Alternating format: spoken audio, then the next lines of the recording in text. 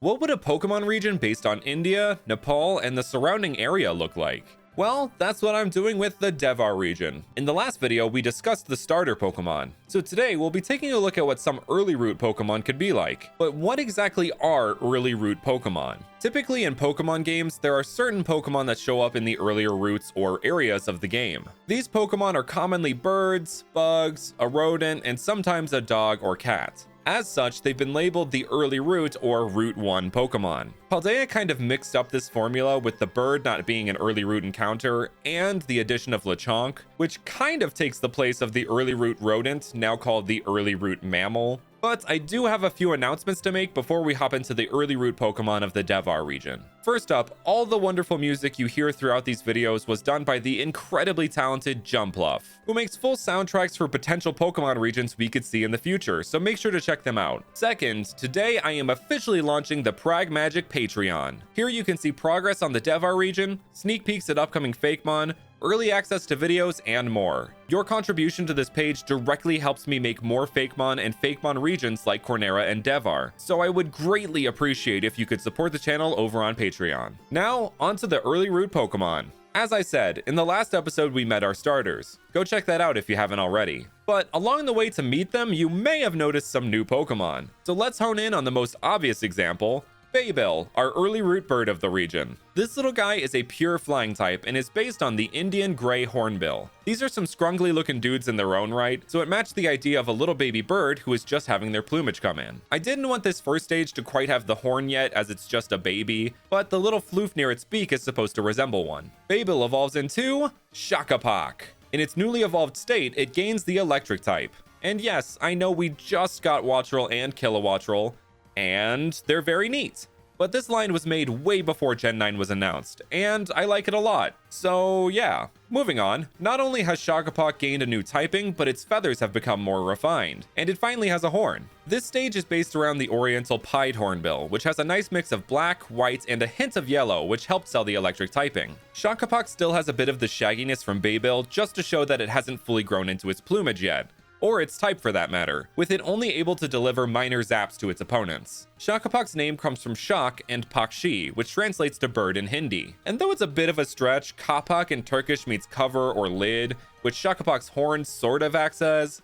Kinda. Well anyway, let's evolve this guy to its final stage, Homrain, which is inspired by the Great Indian Hornbill. Its name comes from the Great Hornbill's Nepalese name, Homrai, which means King of the Jungle, and is where it gets the other part of its name, Rain. The kingliness continues into its design as well, with a regalia-inspired plumage and a crown-shaped marking on its horn. The Great Hornbill is known for the loud flapping of its wings that are said to be comparable to the sound of a train passing by. So instead, Homrain makes the sound of thunder when it's flapping its wings, which references the very famous mythological creature, the Thunderbird, which can do the same. Throughout this entire line, there's actually a rags to riches or Cinderella storyline taking place, which is inspired by the Meitei folktale of Uchek Langmedang. The story is of a girl left behind by her father with an evil stepmother that makes her do all the chores. Sound familiar? Though instead of being saved by a prince in a glass slipper, the girl, named Hayainu, transforms into a hornbill and flies away from her awful life. The tale is definitely way less simple than I put it and a lot more dark, but hey, aren't the inspirations for most Pokemon?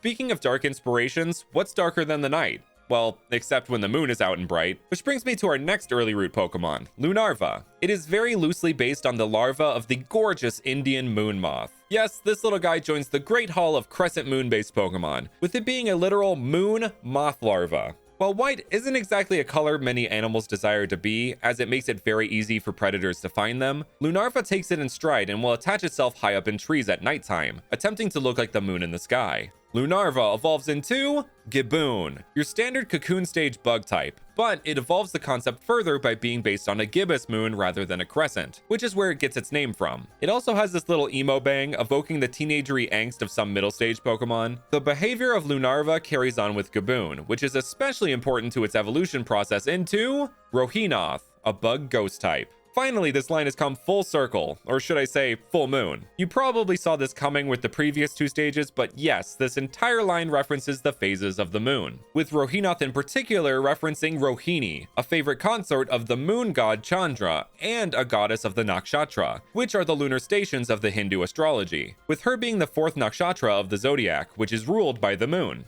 Rohini is known as the Red One, which aligns perfectly with the Indian moon moth's red coloration. But when that coloration is tied to the moon part of Rohinath's body, it makes a blood moon, which is where its ghost type comes into play. On top of that, its ethereal ectoplasmic wings reference the ghost moon phenomenon, which are massive dust clouds in space that sometimes align with the moon, making the illusion that there are 2 moons. And also more generally, nighttime is often associated with the paranormal. Rohini was actually also the name of one of the very first satellites the Indian Space Research Organization shot into space, so its antennae are reminiscent of satellite panels. People born under the Rohini nakshatra are said to have beautiful eyes, so this line shares these simple yet enchanting square eyes. I don't usually share shinies in these videos, but Rohinath's shiny references blue moons, which was just too fun not to mention. For both this line and the Babel line, I collaborated with the wonderful PokeJamon. Now onto the early root rodent, or I guess mammal now. Honestly, I feel like we still got an early root rodent in Paldea, though it wasn't in the very first route. Hear me out, Shroodle is a normal type, is based on a shrew, which is rodent adjacent, kind of like Bunnelby, and is found within the early roots of the game. Therefore,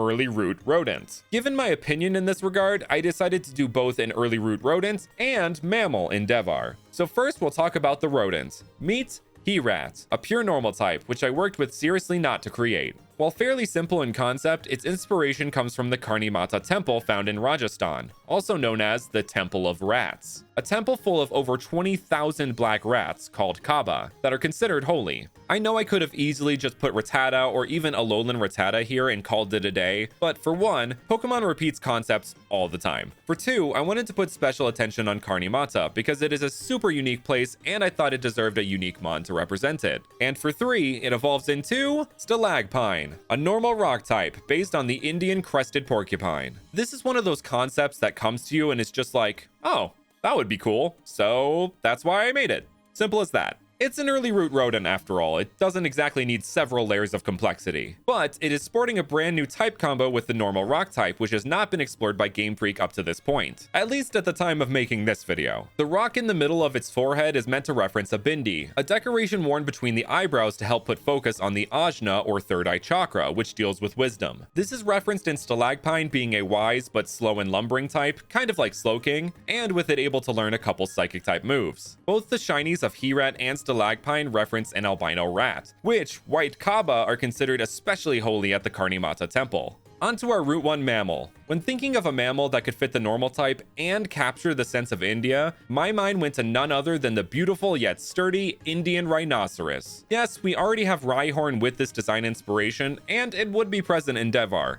But a new Rhino Pokemon just felt right for this region, and I think I handled it in a bit of a unique way with Shino, a pure normal type, and just as its name implies, this dude is timid as all get out. Though it's fairly common across Devhar, it will still hide from oncoming strangers, as its species has a past with poachers coming to steal their adorable yet sharp horns, and their horns only become sharper as they evolve into Sorolger, a normal steel type. Another type combo Game Freak hasn't touched yet. Sorolger act as protectors from the poachers and will protect Shino as well as other Pokemon with all its might. Sorolger is not only inspired by the Indian rhino, but also the mythical creature the Karkadon, which is what travelers of the 10th century thought a rhino was. But they described its horn as having mystical properties, like the ability to cure poison, and it was supposedly used in the handles of knives. Well, that sure sounds like great potential for a steel type to me. So I took the knife handle part literally, giving it a sword for its horn, therefore making its entire body the handle. You can even see that Shino's horn looks a bit dagger-like as well, which was inspired by the Peshkabs, a type of dagger that sometimes used rhino horn ivory for the handle. Sorolger's horn and armored appearance was inspired by the Pata, a type of sword that has a kind of gauntlet attached to it, acting as both a weapon and armor. For real though, this sword is so epic and I wish I had one. While being a sword, the extra long horn is also a reference to the rhino's ancient ancestor, the Elasmotherium. Sorolger's more armored appearance reflects the Indian rhino's almost armor-like hide, but also the fantasy trope of the armored rhino, like in the Marvel movie Black Panther. Shino and Sorolger actually have a symbiotic relationship with Stalagpine, where they will use its craggy quills like a whetstone to sharpen their horns, and in the process, Stalagpine's quills also become more sharp and refined, upping Shino and Sorolger's offensive measures and Stalagpine's defensive measures. With them both being new type combos that include normal, as well as being early root Pokemon, I thought that them having some kind of relationship to one another would be really fun. And those are the early root Pokemon of the Devhar region. Thank you all so much for watching, and I will see you guys next time.